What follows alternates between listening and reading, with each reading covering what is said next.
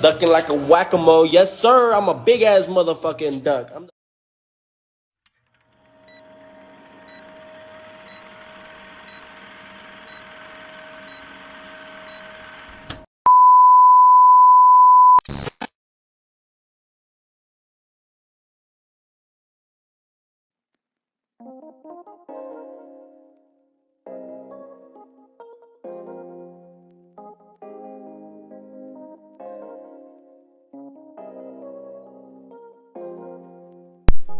What I do, YouTube? It's your boy King David in this thing, and I'm back at y'all again with another video. So before I get down and dirty into this video, man, I'm gonna need y'all to go ahead and hit that like button. And if you're new here, be sure to subscribe to the channel, you know what I'm saying, so we can continue to grow like we need to grow on here. Alright, so with all that said, man, you know what I'm saying, y'all see what the title of the video is. The reason he can't go after Canelo now. You know what I'm saying? Alright, so check it out, man. The reason I'm doing this video is, you know, recently Demetrious Andrade, or there have been news that has come out about Demetrious Andrade in regards to his decision to vacate his belt at 160 and move up to 168 pounds in pursuit of a Canelo Alvarez fight, or point blank period, any big fight at 168 pounds, not just Canelo Alvarez, you know, because there's a huge misconception that he's just going after strictly Canelo Alvarez, you know what I'm saying? But the fact is, Demetrious Andrade is just looking for a big fight. So whether that's with Canelo Alvarez, whether that's with David Benavidez, whether that's with Caleb Plant, Billy Joe Saunders, or anybody else, I think that's more in alignment with what Demetrious Andrade is chasing rather than Canelo Alvarez. So let's just make sure we make that clear. Nevertheless, let's back on point. In regards to that, since his recent vacation of the 160-pound belt for the WBO, there's been a lot of backlash that has come out. You know what I'm saying? There's a lot of people on one side of the community that want to cry duck in regards to this whole Yanabek thing, you know what I'm saying? And I did another video about that. If you like, you can go ahead and check that out, you know what I'm saying? I break down my thoughts in regards to Yanabek. But there's one section of the community that talk about this Yanabek fight, okay, in regards to him vacating his title at 160 and going up to 168. You know, so it's criticism there, and then it's criticism in regards to his pursuit to Canelo Alvarez and bigger, better fights at 168 by fighting this dude, Zach Parker, Joe Parker, Peter Parker, Spider-Man, I don't know, whoever this dude is, Parker, right? So there's been criticism in regards to that. So as you can see, I mean, you know, this is a story of Andrade's career. You know, criticism on both ends. Criticism in regard to moving up. Criticism when he moves up. Criticism while he's there defending his belts. Criticism on who he fights. Criticism on who he has a tough fight with. It's just criticism everywhere. He can't win for losing. It's always a lose-lose situation with Andrade. In any case, so he moves up. And in this first fight, it's against this Zach Parker dude, okay, who happens to be the WBO interim champion. Now, the purpose for me doing this video is to educate people, because at the end of the day, it's like this.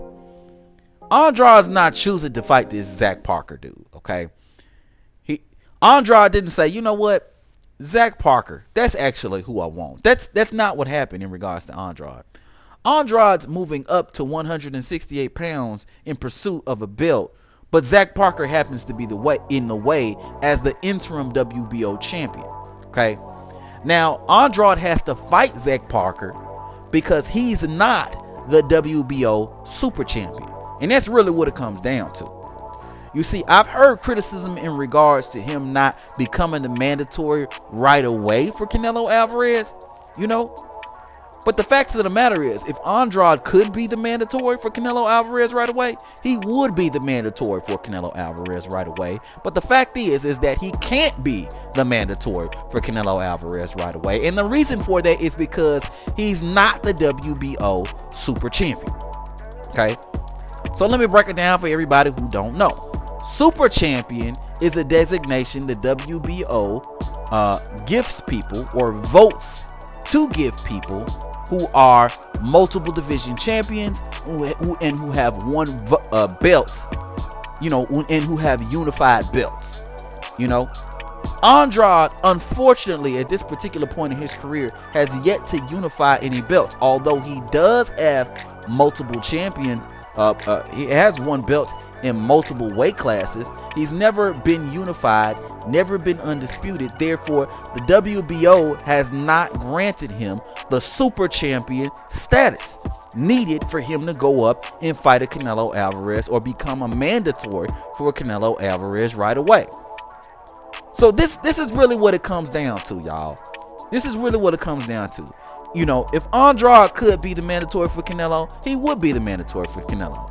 I mean, I can't even believe that people would even think that he would try to go any other direction than the straightest path to Canelo.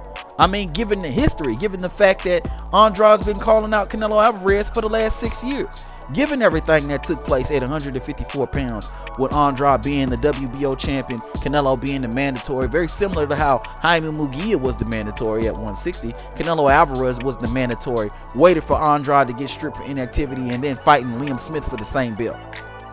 Or when Canelo Alvarez chose to fight James Kirkland at 155 pounds instead of fighting the WBO champion Demetrious Andrade. Or when Andrade was the guy who held the last remaining belt at 60 pounds, Canelo holding 3 of the 4 belts and deciding he was going to move up and fight Sergey Kovalev as opposed to become undisputed with Andrade at 160. So there's a history of Andrade doing any and everything in his power to pursue a Canelo Alvarez fight. But for whatever reason, some way, somehow, Canelo Alvarez somehow slithering his way away from the goddamn fight. And then Andrade even recently pulling up to Canelo after his recent fight with Billy Joe Saunders and Canelo, instead of even acknowledging Andrade as an opponent, talking about how he fight with nobody. What does that have to do with a man challenging you to your face, calling you a bitch? What does that have to do with any of that? You know what I'm saying? But I digress from all that, man. I digress from all that. Andrade has had a history of pursuing Canelo Alvarez. Canelo Alvarez has had a history of placing barriers in front of the fight, similar to how Earl Spence is placing barriers in front of a Terrence Crawford fight. Okay, Alvarez has had a history of placing barriers in front of the fight, whether it's moving up in weight, moving down in weight, you know, this and that, this and that. Andrade's taking the steps necessary to mitigate that barrier or reduce that barrier by becoming the WBO mandatory. But because he's not a super champion, he can't go directly after Canelo Alvarez. But he is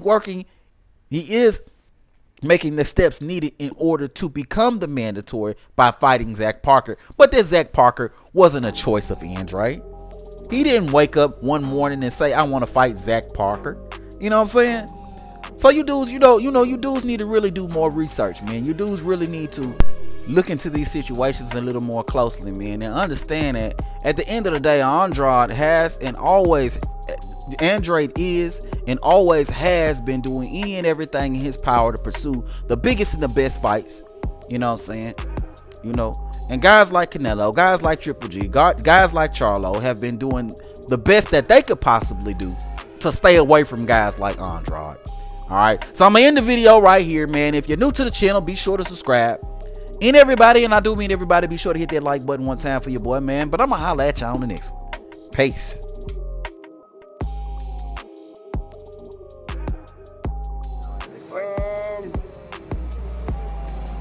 It doesn't really matter how we fight, you know, they're still going to run. If he doesn't get the legacy fight, is that possible that he's going to get squeezed out, that these guys can... One thing, if you check it out, Mexicans used to be very great fighters. When you go back to old school, old Mexicans, they were tough. They fight anybody on a challenge, but not today's Mexicans. They all duck top black boxers.